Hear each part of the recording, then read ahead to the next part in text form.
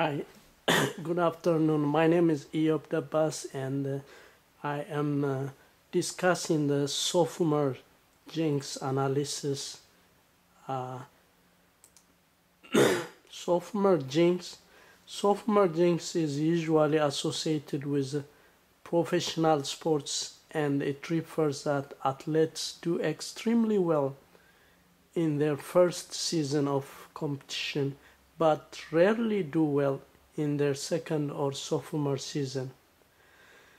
In order to prove or disprove this sophomore jinx, we will use baseball data collected since 1949. We have sophomore jinx data. So each year since 1949, the Baseball Writers Association of America has voted a Rookie of the Year award to the outstanding players in both American League and National League. The data for those winners will be used to analyze the hypothesis. We have data for the non-pitchers, and this is the mean and standard deviation for the American League and the National League.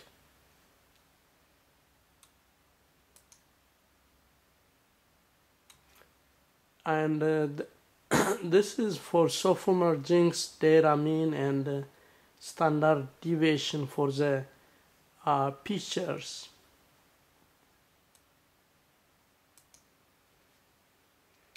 Then we use those data to do a pair t-test, and we have this as a description of hypothesis for the non-pitchers. We are using pair t-test. Test has been done for non-pitchers on the slugging average and batting average. Then null analysis hypothesis is mu1 minus mu2 equals to 0.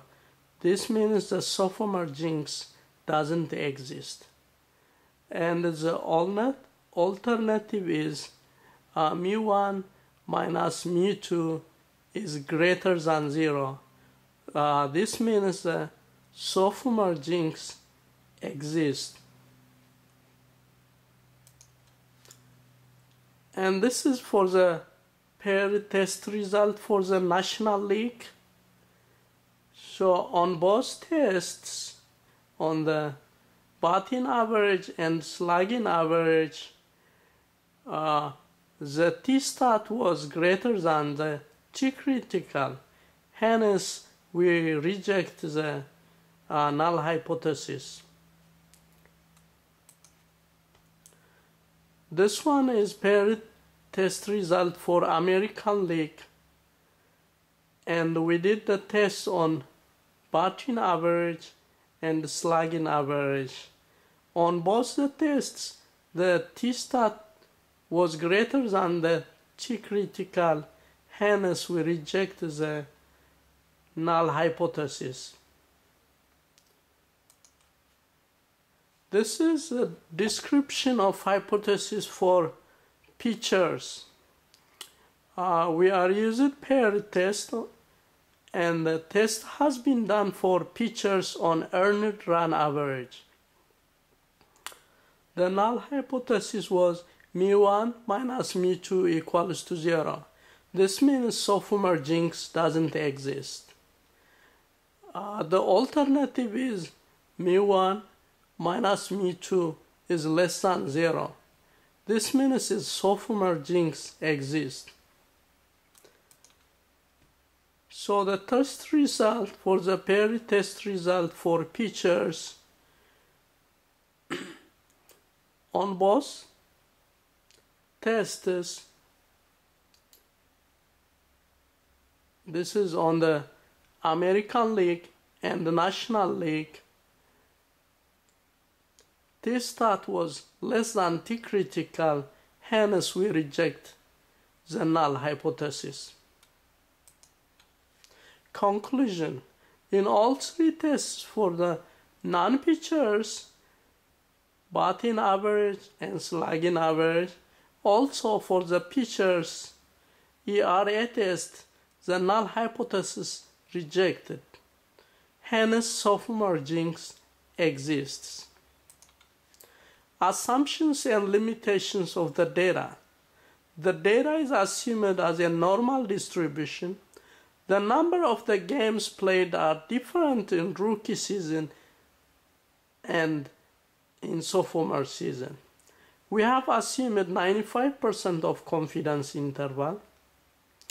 One line of data is removed from the rookie season of non-pitchers to match with the sophomore data.